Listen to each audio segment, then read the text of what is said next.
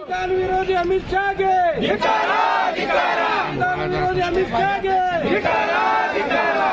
केंद्र सरकार के केंद्र सरकार के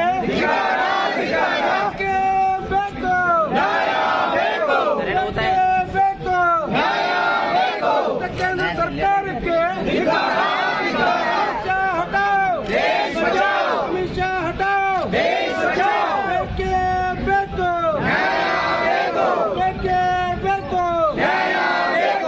केंद्र सरकार के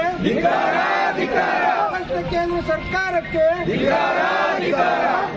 ಇವತ್ತು ಕೇಂದ್ರ ಸರ್ಕಾರದ ಸಚಿವರಾಗಿರ್ತಕ್ಕಂಥ ಅಮಿತ್ ಶಾ ಅವರು ಡಾಕ್ಟರ್ ಬಾಬಾ ಸಾಹೇಬ್ ಅಂಬೇಡ್ಕರ್ ಅವರ ಬಗ್ಗೆ ಏನು ಸಂಸತ್ನಲ್ಲಿ 2023 ಜಿಲ್ಲಾ ಕಾಂಗ್ರೆಸ್ ಸಮಿತಿ ಪರಿಶಿಷ್ಟ ಜಾತಿ ವಿಭಾಗದ ವತಿಯಿಂದ ಹಮ್ಮಿಕೊಂಡಿರ್ತಕ್ಕಂಥ ಈ ಒಂದು ಪ್ರತಿಭಟನೆಯನ್ನು ಉದ್ದೇಶಿಸಿ ನಮ್ಮ ವಿಜಯಪುರ ನಗರದ ಈ ಒಂದು ಪ್ರತಿಭಟನೆಯನ್ನು ಉದ್ದೇಶಿಸಿ ಮಾತನಾಡಿರ್ತಕ್ಕಂಥ ಡಾಕ್ಟರ್ ಬಾಬು ರಾಜೇಂದ್ರ ನಾಯಕ್ ಅವರಿಗೆ ಧನ್ಯವಾದಗಳು.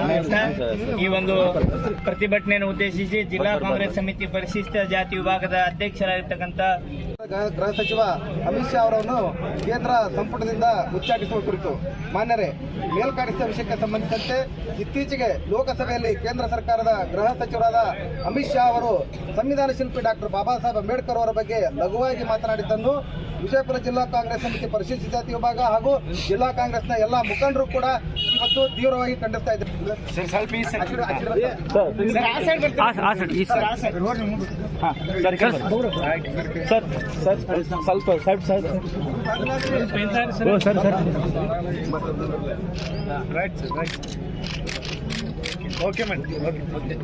ಮುಸ್ಲಿಂ ಸಾಹೇಬರಿಗೆ ಧನ್ಯವಾದಗಳನ್ನು ಹೇಳಿ ಈ ಒಂದು ಪ್ರತಿಭಟನೆಯನ್ನು ಉದ್ದೇಶಿಸಿ ನಾಗರ ಮತಕ್ಷೇತ್ರದ ನಾಯಕರಾಗಿರ್ತಕ್ಕಂಥ ಡಾಕ್ಟರ್ ಬಾಬು ರಾಜೇಂದ್ರ ನಾಯಕ್ ಅವರು ಮಾತಾಡಬೇಕಂತ ಕೇಳ್ಕೊತಾ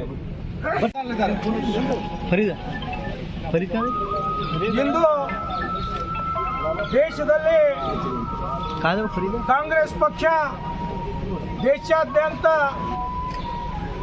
ಕೇಂದ್ರ ಗೃಹ ಸಚಿವ ಅಮಿತ್ ಶಾ ಅವರು ಈ ದೇಶದ ಸಂವಿಧಾನ ಶಿಲ್ಪಿ ಪಿತಾಮಹ ಪ್ರಜಾಪ್ರಭುತ್ವದ ವ್ಯವಸ್ಥೆಗೆ ತಳಹದಿಯನ್ನು ಹಾಕಿಕೊಟ್ಟಂತ ಡಾಕ್ಟರ್ ಬಾಬಾ ಸಾಹೇಬ್ ಅಂಬೇಡ್ಕರ್ ಕುರಿತು ಅವಹೇಳನಕಾರಿ ಮಾತನಾಡಿರುವುದನ್ನು ಖಂಡಿಸಿ ದೇಶಾದ್ಯಂತ ನಾವು ಪ್ರತಿಭಟನೆ ಮಾಡ್ತಾ ಇದ್ದೇವೆ.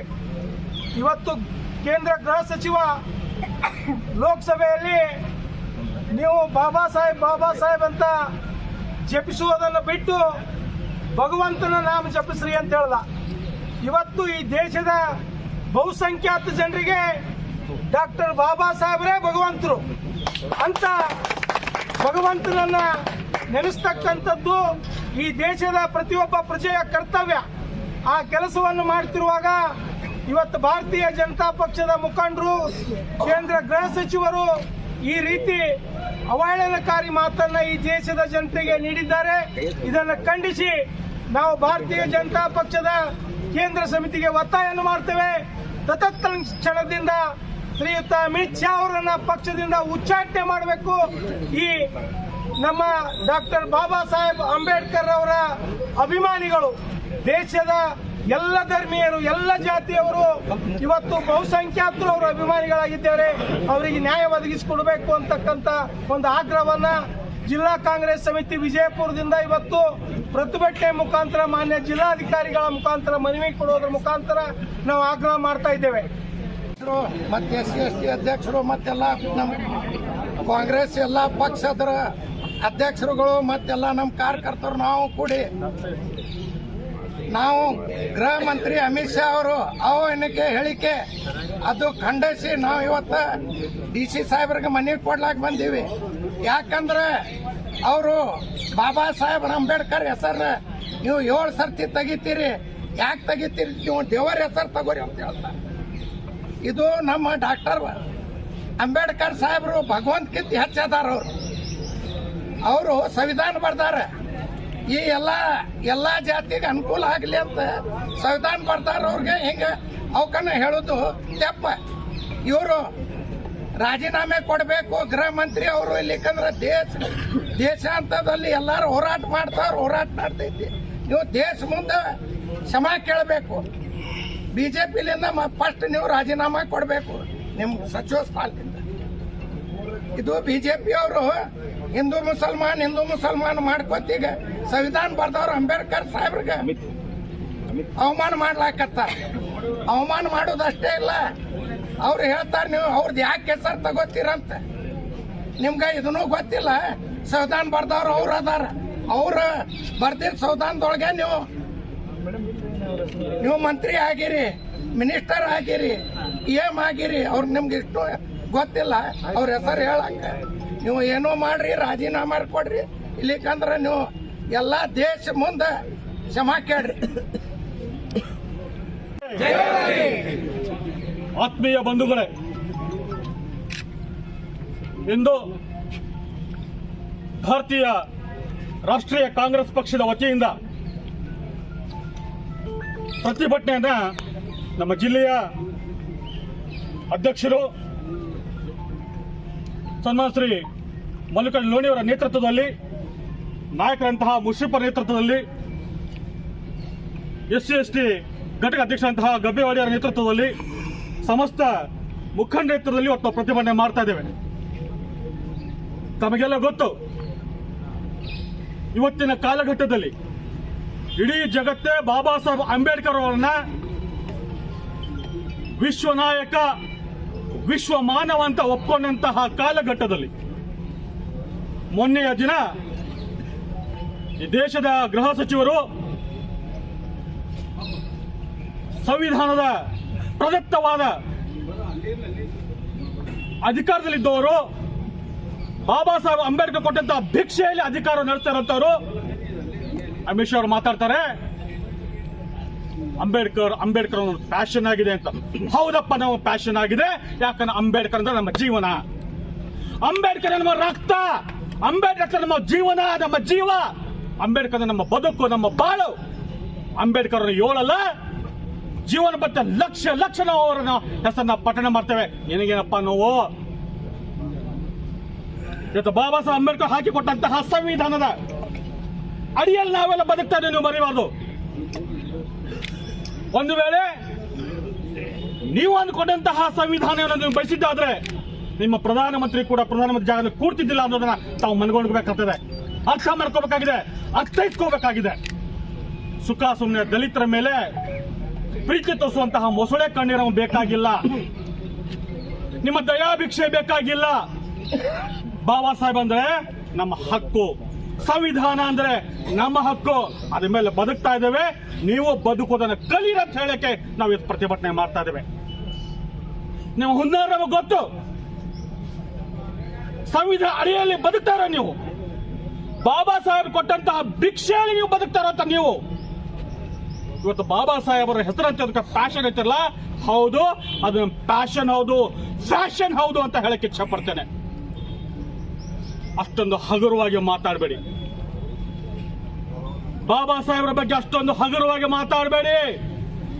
ಇನ್ನು ಮೇಲೆ ಏನಾದ್ರು ಮಾತಾಡಿದ್ರೆ ನಮ್ಮ ದಲಿತ ಹುಲಿಗಳು ಅಟ್ಟ ಆಡಿಸ್ಕೊಂಡು ಬೇಟೆ ಆಡಬೇಕಾಗ್ತದೆ.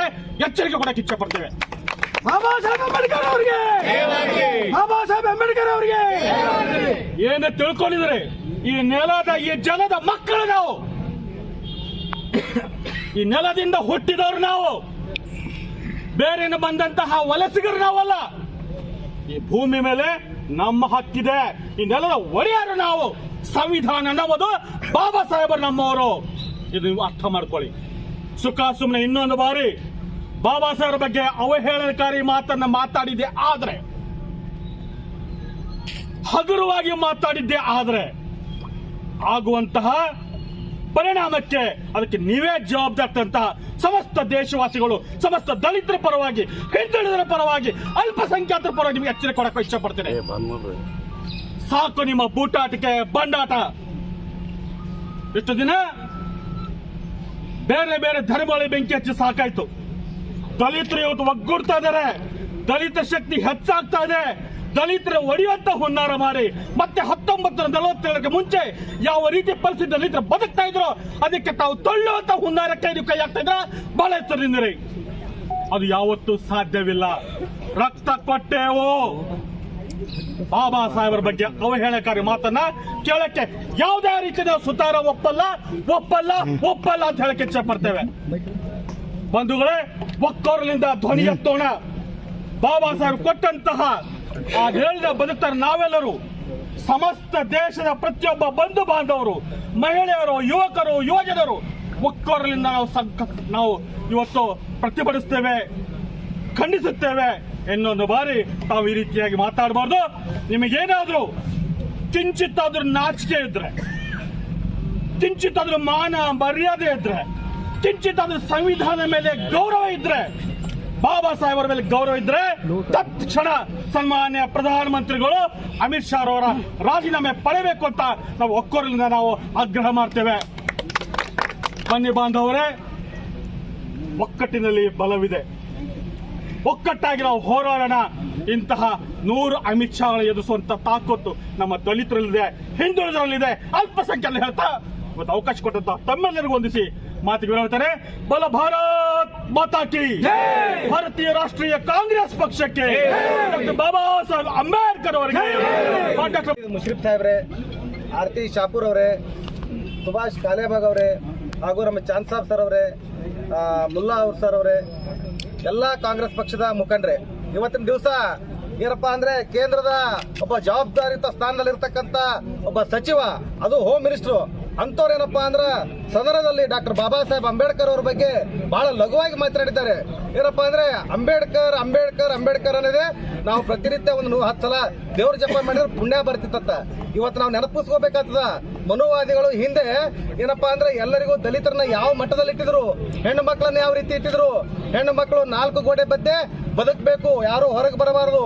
ಇವತ್ತು ದಿವಸ ನೋಡ್ತಾ ಇದೀವಿ, ಹೆಣ್ಣು ಮಕ್ಕಳು ಗಂಡು ಮಕ್ಕಳ ಸರಿ ಸಮಾನರಾಗಿ ಇವತ್ತಿಲ್ಲಿ ನಿಂತಿದ್ದಾರೆ ಅಂದ್ರೆ ಡಾಕ್ಟರ್ ಬಾಬಾ ಸಾಹೇಬ್ ಅಂಬೇಡ್ಕರ್ ಅನ್ನುವಂಥದ್ದು ಮಾತನ್ನ ಈ ಸಂದರ್ಭದಲ್ಲಿ ಹೇಳಕ್ ಇಚ್ಛೆ ಪಡ್ತಾ ಇದ್ದೀನಿ. ಯಾಕಪ್ಪ ಅಂದ್ರ ಸದನದಲ್ಲಿ ಡಾಕ್ಟರ್ ಬಾಬಾ ಸಾಹೇಬ್ ಅಂಬೇಡ್ಕರ್ ಅವರು ಹೆಣ್ಣು ಮಕ್ಕಳಿಗಾಗಿ ಹಿಂದೂ ಕೋಡ್ ಬಿಲ್ ಅನ್ನ ಜಾರಿ ತಂದು ಇವತ್ತು ಹೆಣ್ಣು ಮಕ್ಕಳಿಗೆ ಕೂಡ ಸರಿಸಮಾನವಾದಂತ ನೀತಿ ಮತ್ತು ಅವರಿಗೆ ಸರಿಸಮಾನವಾದ ಹಕ್ಕು ಕೊಟ್ಟವರು ಬಾಬಾ ಸಾಹೇಬ್ ಅಂಬೇಡ್ಕರ್ ಅವರು. ದಲಿತರ ಪರಿಸ್ಥಿತಿ ಬಹಳ ಗಂಭೀರ, ಭೂಮಿ ಇರಲಿಲ್ಲ, ಇವತ್ತು ಎಲ್ಲವನ್ನು ಕೊಟ್ಟು ಕಾಪಾಡಿದಂತ ಡಾಕ್ಟರ್ ಬಾಬಾ ಸಾಹೇಬ್ ಅಂಬೇಡ್ಕರ್ ಅವರಿಗೆ ಇವತ್ತು ದಿವಸ 2024 ಈ ಯುಗದಲ್ಲಿ ಇವತ್ತು ಕೇಂದ್ರ ಬಿಜೆಪಿ ಸರ್ಕಾರದ ಒಬ್ಬ ಸಚಿವ ಈ ರೀತಿ ಮಾತಾಡ್ತಿದ್ದಾರೆ ಅಂದ್ರೆ ಅವರಿಗೆ ನಾವು ಧಿಕ್ಕಾರವನ್ನ ಈ ಸಂದರ್ಭದಲ್ಲಿ ಹೇಳಕ್ಕೆ ಇಚ್ಛೆ ಪಡ್ತಾ ಇದ್ದೀನಿ. ಯಾಕಪ್ಪ ಅಂದ್ರೆ ದಲಿತರಂದ್ರೆ ಅಂಬೇಡ್ಕರ್, ಅಂಬೇಡ್ಕರ್ ಅಂದ್ರೆ ದಲಿತರು. ಇದೊಂದು ಮಾತು ಹೇಳ್ತೀರಿ, ಯಾಕಪ್ಪ ಅಂದ್ರೆ ದಲಿತರು ಅಷ್ಟೇ ಅಲ್ಲ, ಎಲ್ಲಾ ವರ್ಗದವರಿಗೂ ಬೇಕಾದಂತವ್ರು ಡಾಕ್ಟರ್ ಬಾಬಾ ಸಾಹೇಬ್ ಅಂಬೇಡ್ಕರ್ ಅವರು. ಕೇವಲ ದಲಿತರಿಗೆ ಮಾತ್ರವಲ್ಲ, ಎಲ್ಲಾ ವರ್ಗಕ್ಕೂ ಕೂಡ ನ್ಯಾಯವನ್ನು ಕೊಟ್ಟದ್ದು. ಗಿಡ ಸಹಿತ ಗಿಡಕ್ಕೆ ಕಡಿಬೇಕಾದ್ರೂ ಸಹಿತ ಡಾಕ್ಟರ್ ಬಾಬಾ ಸಾಹೇಬ್ ಅಂಬೇಡ್ಕರ್ ಅವರ ಸಂವಿಧಾನದ ಅಡಿಯಲ್ಲಿ ಅದಾವು. ಯಾರೇ ಕಡಿದ್ರಾಗಿಂದಾಗ ಅರೆಸ್ಟ್ ಆಗ್ತೀರಿ. ಅಂತ ಒಬ್ಬ ಮಹಾನ್ ನಾಯಕರ ಬಗ್ಗೆ ಮಾತನಾಡಲಿಕ್ಕೆ ನಿಮಗೆ ಯೋಗ್ಯತೆ ಬೇಕು.